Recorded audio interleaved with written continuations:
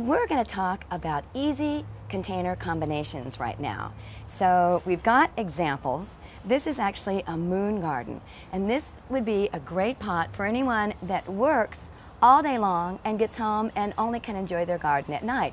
So with the white flowers, you're able to see them in, in the moonlit garden. So we start with a good container with great drainage. Cover the drainage hole with either a clay shard or a piece of toilet tissue just to make sure the soil doesn't drop out. Fill it up to within 4 inches of the top, and then this is when you want to add the time-release fertilizer. And Mike, will you be my lovely assistant and add anything for you, Jennifer? And you're going to fill the fertilizer over the surface of the soil. And what's the rate that we're doing this It's here? 1 teaspoon per 4-inch plant. Okay. And the way to measure how many pots or plants that you need, take the diameter of the pot. This is 14 inches. Divide it by 2, and that's the target number of plants you want to get to fit in to make a great display.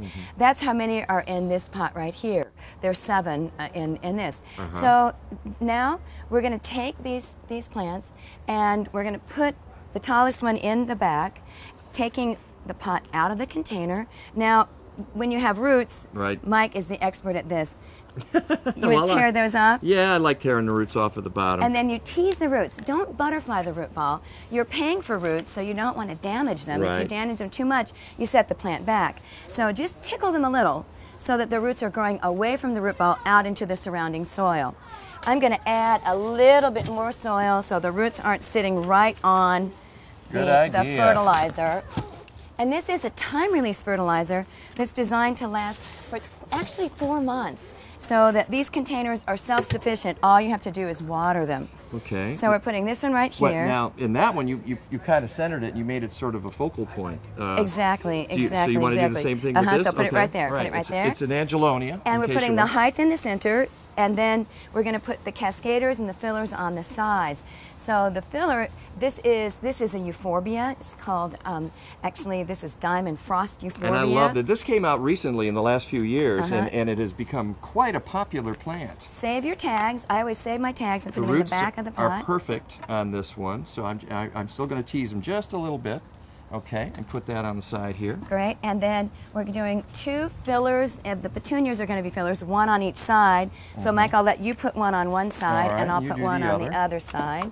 Again, tickling the roots so they grow away from the root ball. But again, these roots are perfect. They're just beautiful. And what's important when you plant a container is all the root balls, the tops of them need to be the same level. Roots grow down and out. They never grow up. So you don't ever want to put soil on top of the root balls. Just spill it in around. And you get a much better display on a container like this by putting the plants shoulder to shoulder and then filling the soil in around. Since we have such short seasons, we like to get the most out of our containers.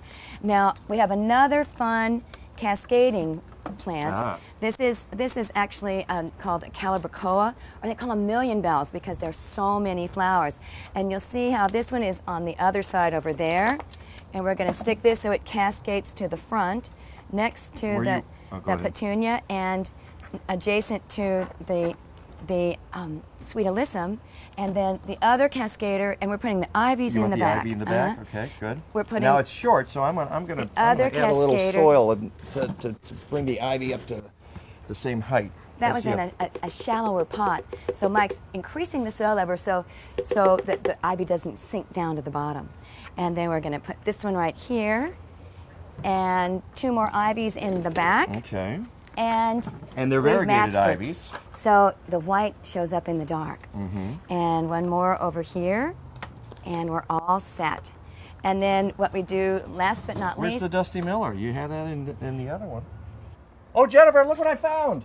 Look at this. There's a Dusty Miller sitting right here on the floor. Goodness. I can't believe it. It was right there all the plug time. this one in. It'll match exactly the other container that we have. Well, at least 90%. There we go.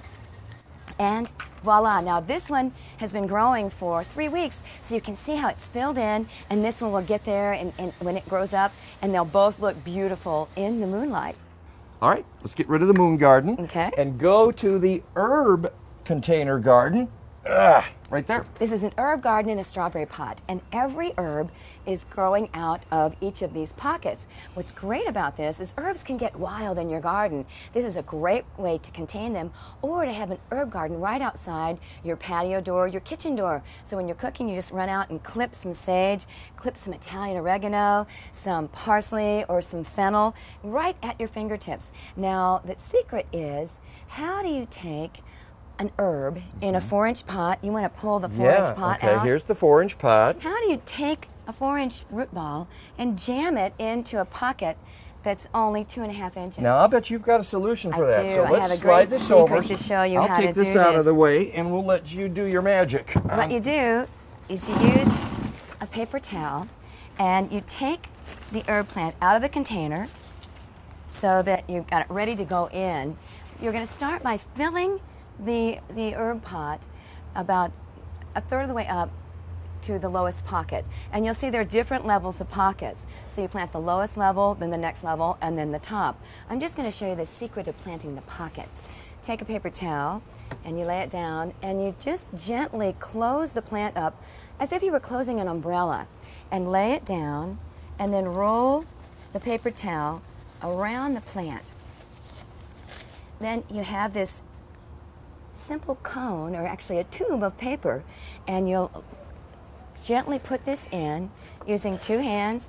Grab the paper towel, and you can hear the scraping and pulling and scratching, and that's not damaging the leaves, it's just affecting the paper towel. Gently push it all the way up so that the root ball is next to the opening of the pocket, and you just gently pull the paper towel out, unwrap it,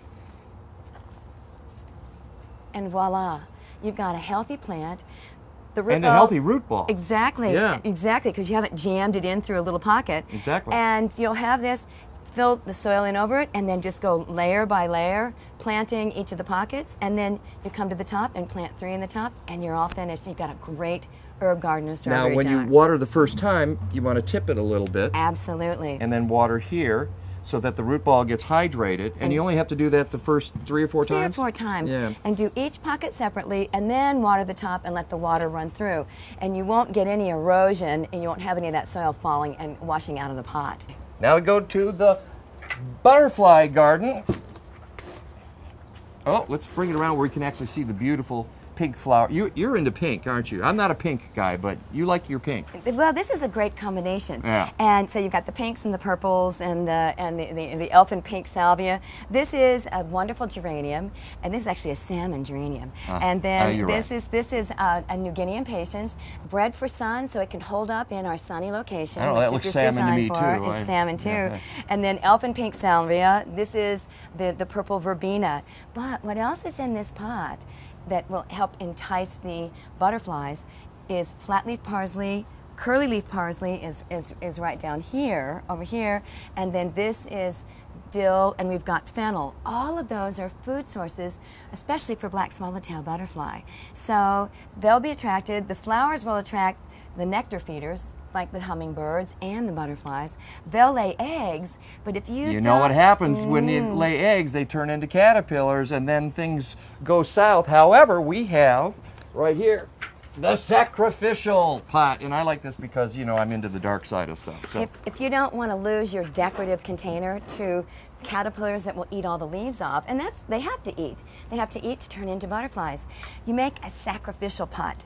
And they're all of these. Do you have to do a dance around this while you're no, sacrificing not your at all. plants? But sometimes that's kind of fun.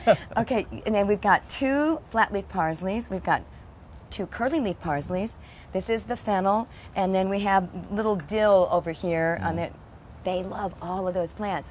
Now, this just makes it look pretty. This is a pineapple sage, and it doesn't hurt to have a red flower to help attract those butterflies and the hummingbirds. But you gently lift a caterpillar off of your decorative pot, put it on the sacrificial pot, set this off to the side, and they'll eat the leaves all the way down, and it's okay because they'll regrow. But you could also just put the flowers in one and put all the sacrificial plants in here, couldn't you? Just if you want them to all come here. Oh, but you need the flowers for the butterflies to come and lay their eggs. And the hummingbirds. And the hummingbirds, true. And when it's all in one place. Yeah, maybe you got hummingbirds in your neighborhood. When they're feeding, then it's like, how convenient! I can lay an egg here. I don't have to travel anywhere. So so it's nice to have it all together, and then have a food container if you want to raise them till they turn into butterflies.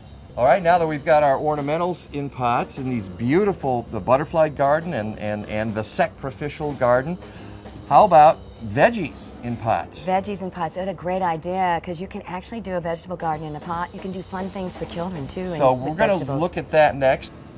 And coming up later, we're going to show you how to make the perfect Chicago-style hot dog at Irving's for Red Hot Lovers on Diggin' Chicago.